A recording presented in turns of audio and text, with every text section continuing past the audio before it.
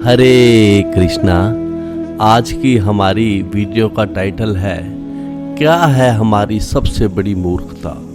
पिछली वीडियो में हमने देखा था कि किस प्रकार कुरुक्षेत्र के युद्ध में 64 करोड़ लोगों के मारे जाने के कारण घबराए हुए महाराज युधिष्ठिर धर्म के कार्य जानने के लिए भीष्म पितामह से उपदेश लेने के लिए हस्तिनापुर से कुरुक्षेत्र की तरफ चले, जहां पर युद्ध हुआ था, जहां भीष्म पितामह मरणासन होकर बाणों की शैया पर लेटे थे। सूत गोस्वामी जी कहते हैं कि युधिष्ठिर महाराज के साथ उनके सभी भाई अर्थात सभी पांडव स्वर्ण आभूषणों से सजे हुए सुंदर रथों पर बैठकर उनके पीछे पीछे चल रहे थे और उनके साथ व्यासदेव जी तथा धौम्य आदि ऋषि भी थे, जो कि पांडवों के विद्वान पुरोहित थे।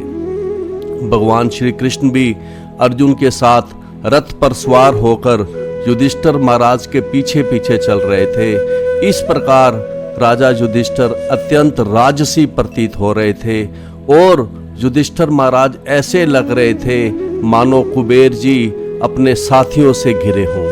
भगवान श्री कृष्ण जी चाहते थे कि सारे पांडव भीष्म देव के पास पूरे राजसी ठाठ बाट से जाएं, जिससे भीष्म देव अपने अंतिम समय में उन्हें देखकर प्रसन्न हो। कुबेर जी देवताओं में सबसे धनी है, यहाँ पर युधिष्ठिर महाराज कुबेर जी की तरह प्रतीत हो रहे थे। वहाँ पहुंचकर कुरुक्षेत्र के मैदान में भीष्म पितामह को भूमि पर लेटे देखकर, बाणों की शैया पर लेटे देखकर युधिष्ठिर महाराज ने अपने छोटे भाइयों तथा भगवान श्री कृष्ण समेत उन्हें प्रणाम किया और भीष्म पितामह ऐसे लग रहे थे जैसे आकाश से कोई देवता गिरा हो। यद्यपि श्री कृष्ण पूर्ण पुरुषोत्तम भगवान हैं, उन्हें अपने परम पद का आभास था, तो भी वे मनुष्य की तरह आचरण कर रहे थे, मनुष्य लीला कर रहे थे। अतएव उन्होंने भी मरणासन भीष्म देव को प्रणाम किया, अपने आप को राजा युधिष्ठिर का छोटा भाई मानकर। महान योद्धा भीष्म, जो कि भरत के वंशजों में प्रधान थे, उनके निधन को देखने के लिए ब्रह्मांड के सारे सतोगुणी पुरुष यथा देव ऋषि, ब्रह्म ऋषि तथा राज ऋषि वहां पर एकत्र हुए थे। इस महान योद्धा का निधन उस समय के श्रेष्ठ पुरुषों को आकृष्ट करने वाला था। अतएव सारे लोग इस महात्मा के प्रति अपने प्यार, सम्मान तथा स्नेह की भावना प्रदर्शित करने के लिए वहां एकत्र हुए थे। आगे सूत गोस्वामी जी कहते हैं कि वहां पर कौन कौन से ऋषि, कौन कौन से मुनि आए थे। वो बताते हैं कि पर्वत मुनि नारद जी, धौम्य जी, ईश्वर के अवतार व्यासदेव जी, बृहस्पति जी, भारद्वाज, भगवान परशुराम तथा उनके शिष्य वशिष्ठ जी, इंद्रप्रमद, त्रित, घृतसमद, असित, कक्षीवान, गौतम, अत्रि, कौशिक तथा सुदर्शन जैसे सारे ऋषि भीष्म पितामह का निधन देखने के लिए वहां पर एकत्र हुए थे। सुखदेव गोस्वामी जी एवं अन्य पवित्र आत्माएं, कश्यप, आंगिरस इत्यादि ऋषि अपने अपने शिष्यों के साथ वहां पर आए हुए थे। सूत गोस्वामी जी आगे कहते हैं कि 8 वसुओं में सर्वश्रेष्ठ भीष्म देव ने वहां पर एकत्र हुए समस्त महान तथा शक्ति संपन्न ऋषियों का स्वागत किया, क्योंकि भीष्म देव धर्म के ज्ञाता थे। उन्हें देश तथा काल के अनुसार समस्त धार्मिक नियमों की भली भांति जानकारी थी। गुरु महाराज जी कहते हैं कि भीष्म देव भगवान के 12 प्रमुख भक्तों में से एक हैं। अतएव उन्होंने ब्रह्मांड के कोने कोने से आए शक्तिशाली ऋषियों का स्वागत किया तथा सम्मान किया, वह भी अपनी मृत्यु शैया पर लेटे लेटे।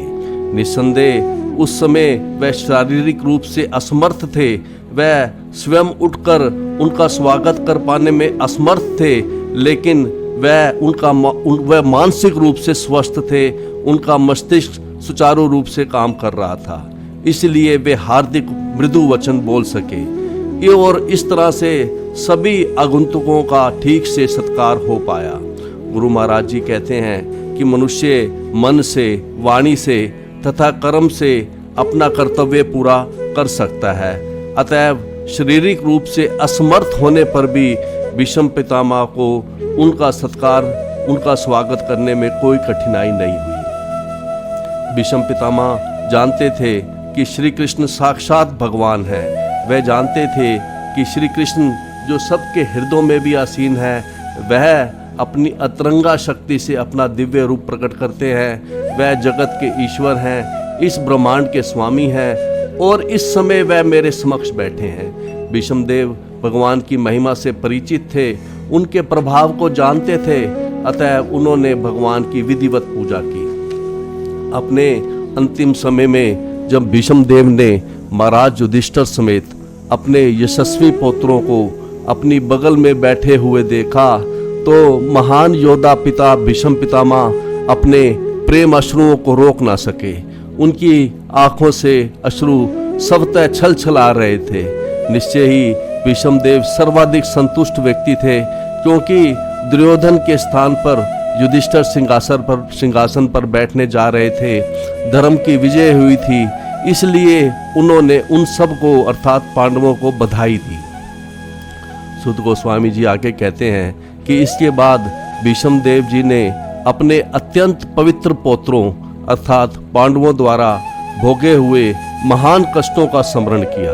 भीष्म देव कहते हैं कि तुम लोगों ने साक्षात धर्म के पुत्र होते हुए भी कितनी यातनाएं, कितना अन्याय, कितने कष्ट सहे हैं। दुर्योधन तथा उसकी टोली ने तुम्हें मारने के लिए कितने उपाय किए हैं और उन कष्टों के अंतर्गत तुम सबको जीवित रहने की कोई भी आशा नहीं थी, फिर भी ब्राह्मणों, ईश्वर तथा धर्म ने तुम्हारी रक्षा की है। गुरु महाराज जी कहते हैं कि महाराज युधिष्ठिर कुरुक्षेत्र युद्ध के महान नरसंहार से अत्यंत विचलित थे। भीष्म पितामह यह समझ गए, इसलिए उन्होंने सर्वप्रथम महाराज युधिष्ठिर की घोर विपत्तियों का उल्लेख किया, उनके द्वारा भोगे हुए कष्टों का स्मरण किया। कौरवों के द्वारा किए हुए अन्याय के कारण ही पांडव इस कठिनाई में पड़े थे और कुरुक्षेत्र का युद्ध इसी अन्याय के विरोध में लड़ा गया था। इसलिए भीष्म देव ने कहा कि युधिष्ठिर महाराज को इस नरसंहार के लिए शोक नहीं करना चाहिए, अपने आप को इस नरसंहार का दोषी नहीं मानना चाहिए। भीष्म देव पांडवों को विशेष तौर पर यह बताना चाह रहे थे कि तुम लोग सदा ही ब्राह्मणों, भगवान तथा धर्म द्वारा रक्षित होते रहे हो। ब्राह्मणों, ईश्वर तथा धर्म ने सदा तुम्हारी रक्षा की है। अतएव जब तक तुम इन तीनों महत्वपूर्ण साधनों के द्वारा सुरक्षित हो, तब तक तुम्हें निराश होने का कोई कारण नहीं है। इस प्रकार भीष्म देव ने युधिष्ठिर महाराज की निराशा मिटाने के लिए प्रयास किया। गुरु महाराज जी कहते हैं कि जब तक कोई मनुष्य भगवान की इच्छा के साथ पूरा तालमेल बनाए रखता है, भगवान की शरण में रहता है, प्रामाणिक ब्राह्मणों तथा वैष्णवों तथा भक्तों द्वारा निर्देशित होता है और धार्मिक सिद्धांतों का दृढ़ता से पालन करता है, तब तक उसके निराश होने का कोई कारण नहीं है, भले ही जीवन की परिस्थितियां कितनी ही विषम क्यों ना हो। इस परंपरा में एक महान सत्ता होने के नाते भगवान के प्रमुख 12 भक्तों में से एक होने के कारण भीष्म देव पांडवों को यह बात समझाना चाहते थे। आगे भीष्म देव युधिष्ठिर महाराज को सांत्वना देते हुए कहते हैं, यहाँ तक हमने पिछली वीडियो में किया था, तो अब भीष्म पितामह युधिष्ठिर महाराज को सांत्वना देते हुए कहते हैं। आज के प्रथम श्लोक में भीष्म पितामह अपनी पुत्र वधू माँ रानी कुंती द्वारा भोगे हुए कष्टों का स्मरण करते हुए कहते हैं कि भीष्म पितामह संस्थिते अति रथे पांडव कि महान सेनापति पांडु की मृत्यु हो जाने पर पृथा जो कुंती अर्थात मेरी पुत्र वधू है, उसको जो कि अनेक बच्चों के साथ विधवा हो गई थी और इसके कारण उसने घोर कष्ट सहे। और उसके बाद कहते हैं कि युष्मत कृते बहुन क्लेशान प्राप्ता तोकवती महू, और अब जबकि तुम लोग बड़े हो गए हो, उसके बच्चे बड़े बड़े हो गए हैं, तो भी वह तुम्हारे युष्मत कृते तुम्हारे कर्मों के कारण वह अभी भी कष्ट उठा रही है निरंतर।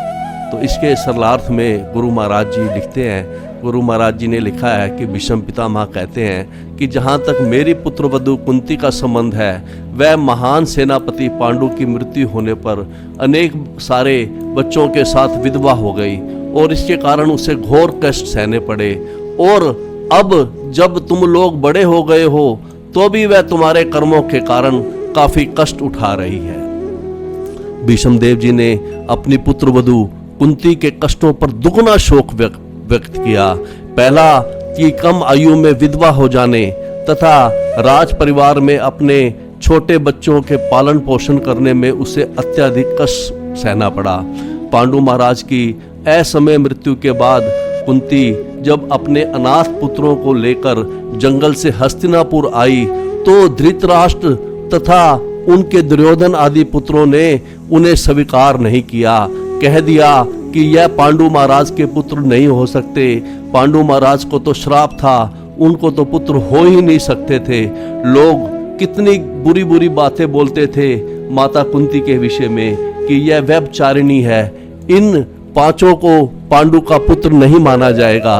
एक तो बेचारी पहले पति के विरह में दुखी थी, ऊपर से यह आक्षेप।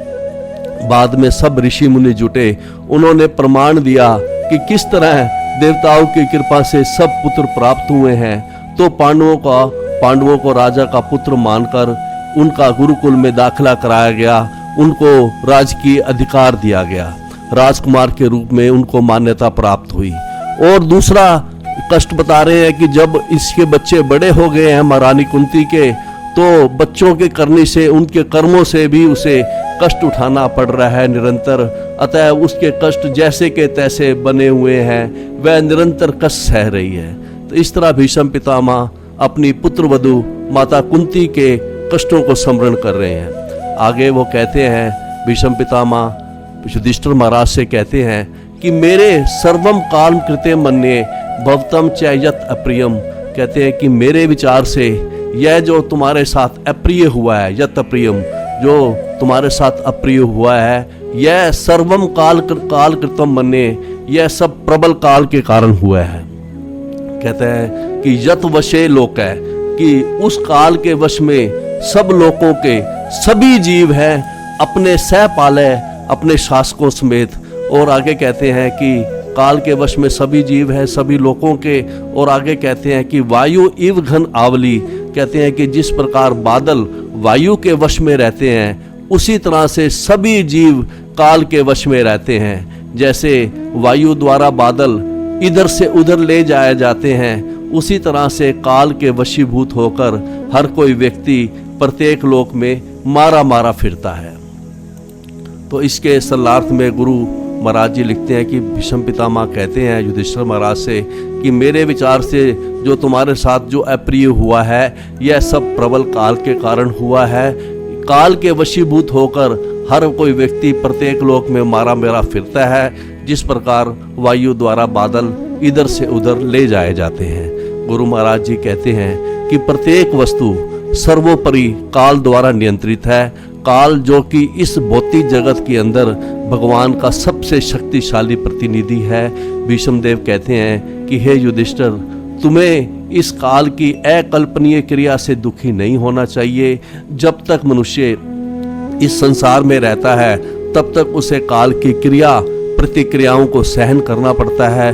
मनुष्य को शाश्वत काल की चालों से विचलित नहीं होना चाहिए। यहाँ तक कि ब्रह्मांड के महान नियंता ब्रह्मा जी भी काल के वश में हैं।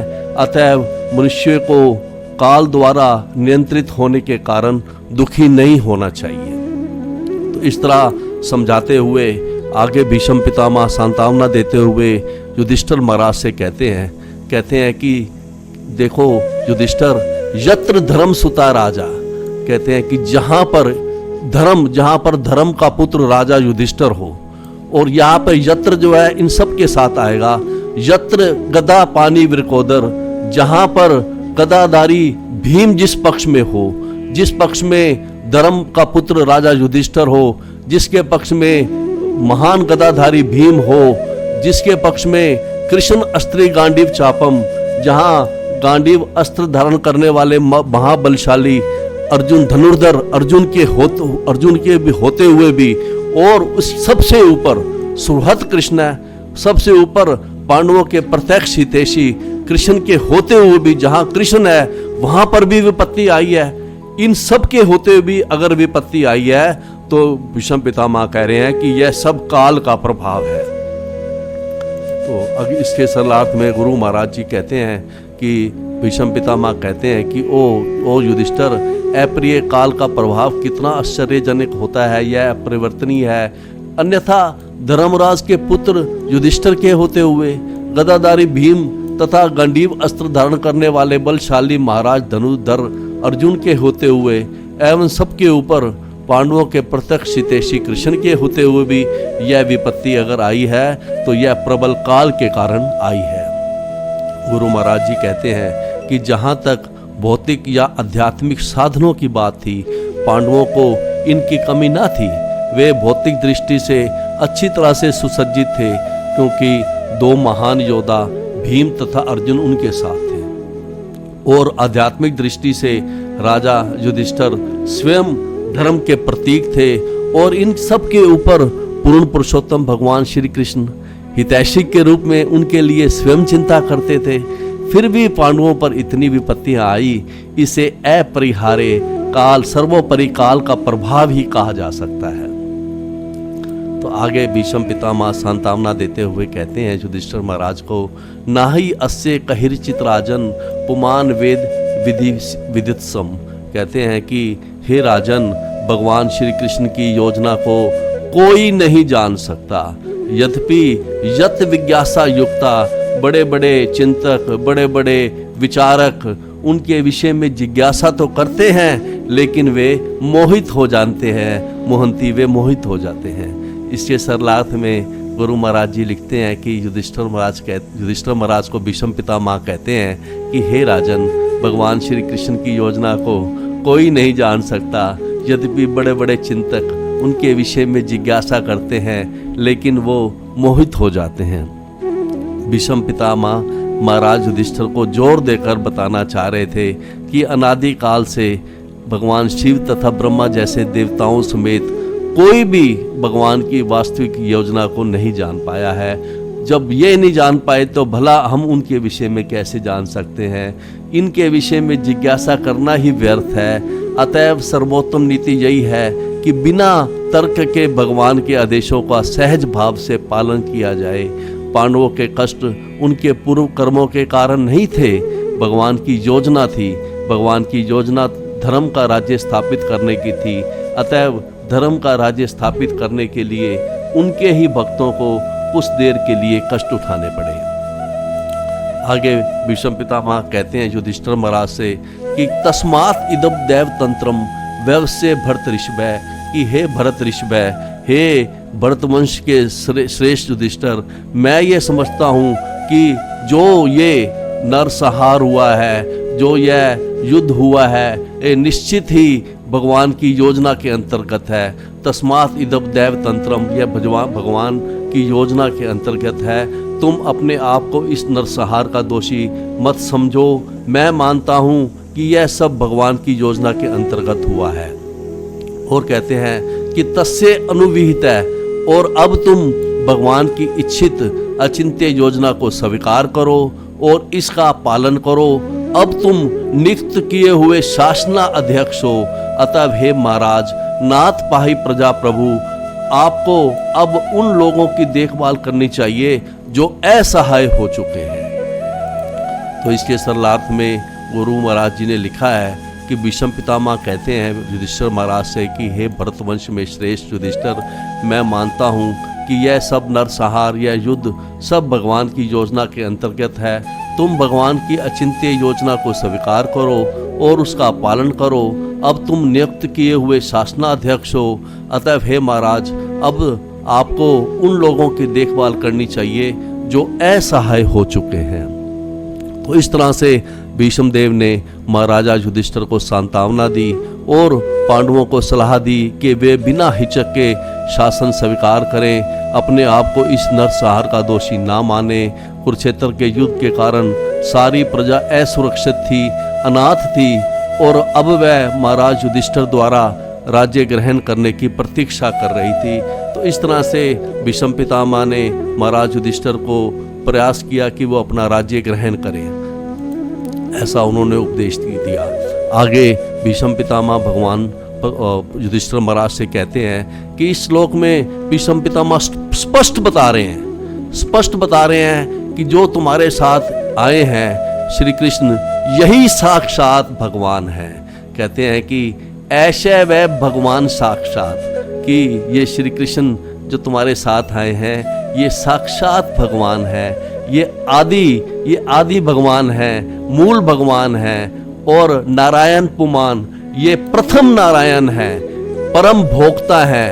और कहते हैं कि गूढ़चरती वृष्णशु, ये राजा वृष्णि के वंशजों में हमारी ही तरह विचरण कर रहे हैं, लेकिन मोहयन माया लोकम, लेकिन पूरे लोक को और हमें अपने द्वारा सृजित शक्ति के द्वारा वह मोहग्रस्त कर रहे हैं।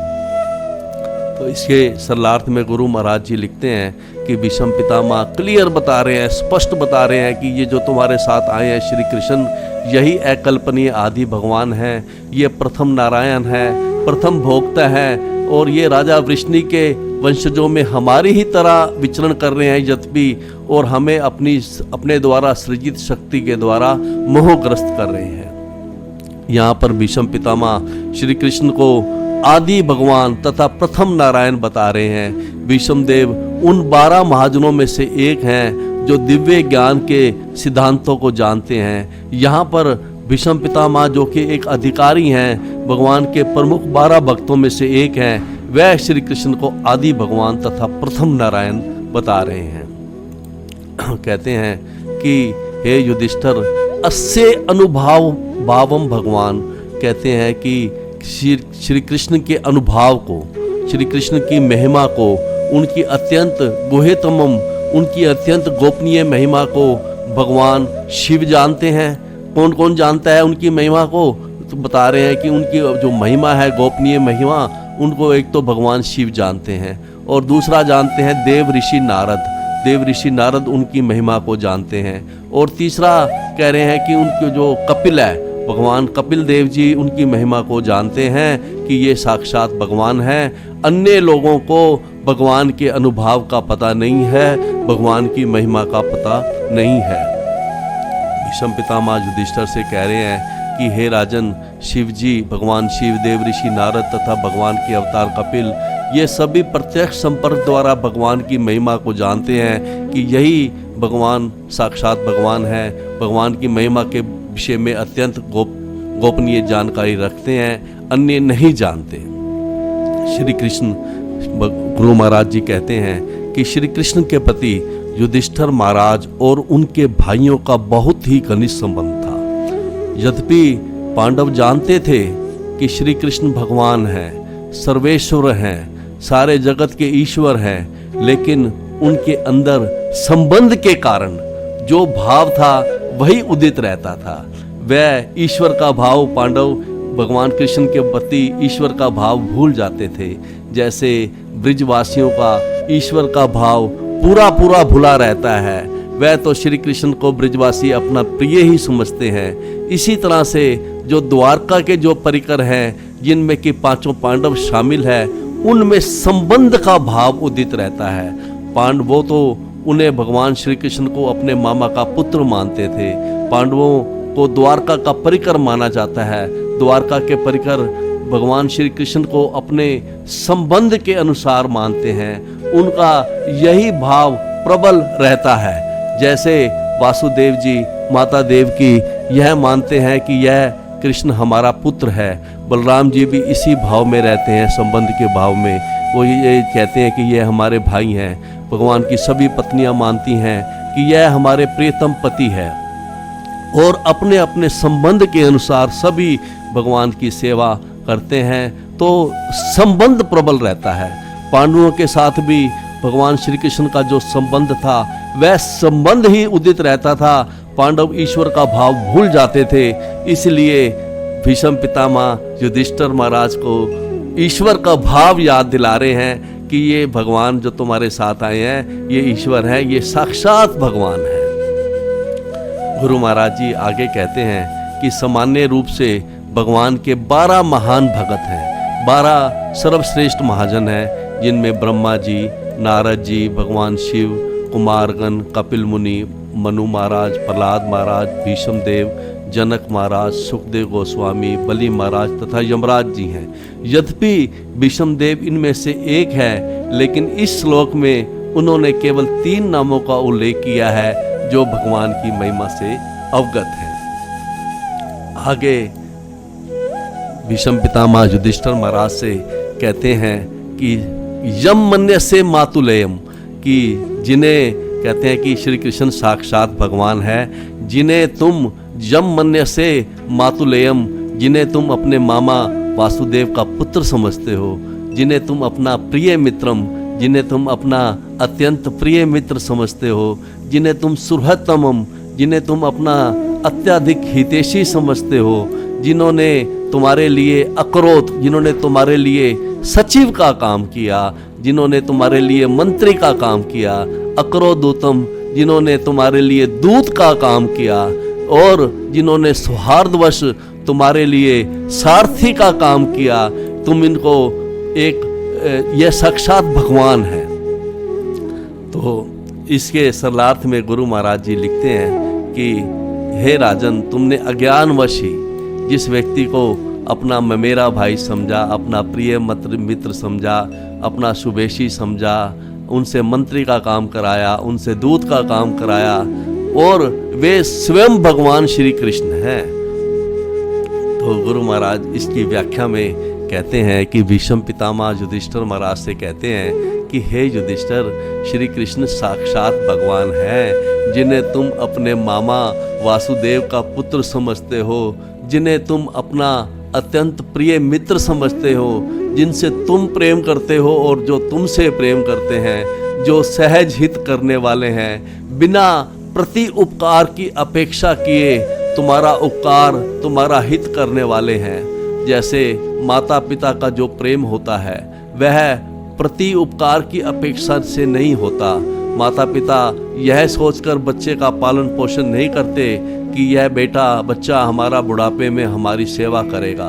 देखा गया है कि बच्चा अगर उपकार करे तो भी ठीक, ना करे तो भी माता पिता का बच्चे के प्रति सहज स्नेह रहता है। इसी तरह से श्री कृष्ण का स्नेह पांडवों के प्रति ऐसा था जैसे माता पिता का अपने बच्चों के प्रति होता है।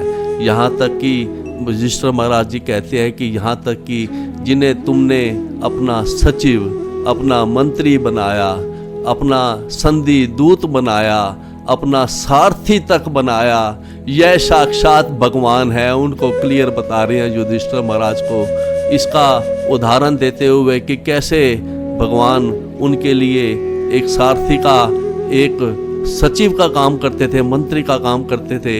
ऐसा एक उदाहरण देते हुए बताते हैं कि विराट नगर में पांडवों की एक मीटिंग हुई थी अज्ञातवास की अवधि समाप्त होने के बाद। उसमें बलराम जी आए थे, सात्विकी जी भी आए थे, भगवान श्री कृष्ण भी थे कि अब जब अज्ञातवास की अवधि समाप्त हो गई है तो अब क्या करना चाहिए, अब तो कौरवों से अपना राज्य मांगना चाहिए।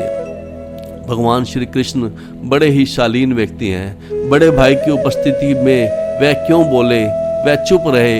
उन्होंने संकेत किया कि भैया जो कहें वही करना चाहिए। श्री बलराम जी ने कहा, हे कृष्ण, तुम बोलने में सबसे पटु हो, किस स्थान पर किस काल में क्या बोलना चाहिए तुम जानते हो, इसलिए तुमको ही जाना चाहिए हस्तिनापुर। कौरवों को कहना चाहिए कि पांडवों को राज दे दिया जाए, अतएव तुम ही जाओ संधि दूत बनकर, मैं नहीं जाऊंगा। तो भगवान कृष्ण पूछते हैं, मानो पूछें कि भैया आप क्यों नहीं जाएंगे। तो बलराम जी कहते हैं, देखो कृष्ण, हमारे में किसी के दुर्व्यवहार को सहन करने की शक्ति नहीं है। अगर कौरव हमारे साथ हमारी बात नहीं मानेंगे, हमारे साथ दुर्व्यवहार करेंगे तो मैं सबका विनाश कर दूंगा, इसलिए हमें मत भेजो, इसलिए तुम जाओ, तुम शांति करा सकते हो, इसलिए तुम जाओ। यह एक उदाहरण है कि भगवान श्री कृष्ण मंत्री का भी काम कर रहे थे, दूत का भी काम कर रहे थे। भगवान अपने आप सौहार्दवश शुभ कामना से भगवान युधिष्ठिर महाराज का संदेश लेकर हस्तिनापुर गए। यहाँ तक कि भगवान पांडवों की सेवा के लिए सारथी तक बन गए। उन्होंने एक रथ चालक का काम किया, पांडवों की सेवा के लिए ड्राइवरी का काम किया, छोटा काम किया। पर भीष्म देव कहते हैं कि हे युधिष्ठिर, चाहे भगवान जो कुछ भी बने, पर किसी भी दशा में यह स्वयं भगवान है। भले ही तुमने इन्हें कई कामों में लगाया है, लेकिन अब तुम इनका आदेश मानो। तुम्हें राज्य करना चाहिए, प्रजा का पालन करना चाहिए। यद्यपि श्री कृष्ण पांडवों के मेरे भाई, मित्र, हितैषी, मंत्री, दूत तथा उपकारी आदि बने हुए थे, तो भी वे थे पूर्ण पुरुषोत्तम भगवान ही। उन्हें सामान्य पुरुष के रूप में सोचना हमारी सबसे बड़ी मूर्खता है। तो आज की जो हमारी वीडियो का टाइटल है, क्या है सबसे बड़ी मूर्खता, हमारी जो सबसे बड़ी मूर्खता वो यही है कि भगवान श्री कृष्ण को सामान्य पुरुष के रूप में सोचना। तो इस तरह से आज हमने अपनी इस वीडियो का टाइटल पूरा किया है। तो इसके बाद आगे भीष्म पितामह युधिष्ठिर महाराज से आगे क्या कहते हैं, इसको हम अगली सीटिंग में लेंगे। तब तक के लिए हरे कृष्णा।